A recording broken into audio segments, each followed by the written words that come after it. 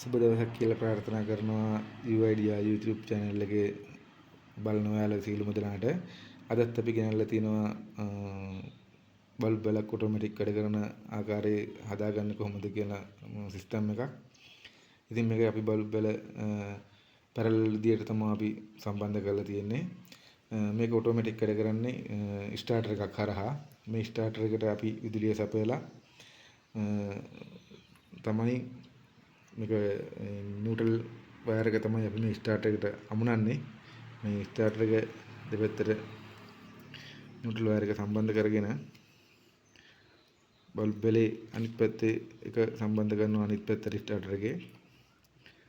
Starter අමුණලා මේකට මේ විදුලිය තියෙන නිසා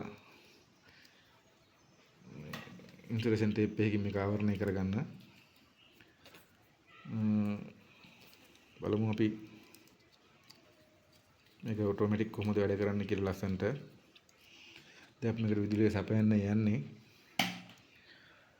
රයිට් අපි දැන් විදුලිය සපයලා තියෙන්නේ බල්බ් වලට. මේක දැන් ලාවට තමයි ඉස්සෙල්ලාම ස්ටාර්ට් වෙන්නේ බල්බ් වල. ඊට පස්සේ ටික වෙලාවක් ගිහිල්ලා බලන්න ලස්සනට ඔටෝමැටික් වෙනවා බල්බ් වල.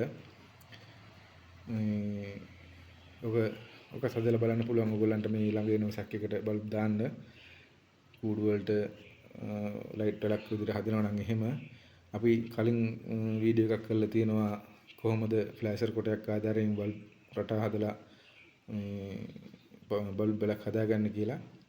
ඒ වීඩියෝ එකත් බලන්න පුළුවන් ඔයගොල්ලන්ට. මේ ක්‍රමයක් හොඳයි නම් වීඩියෝ එක සබ්ස්ක්‍රයිබ් කරලා ලයික් එකක් දාන්න.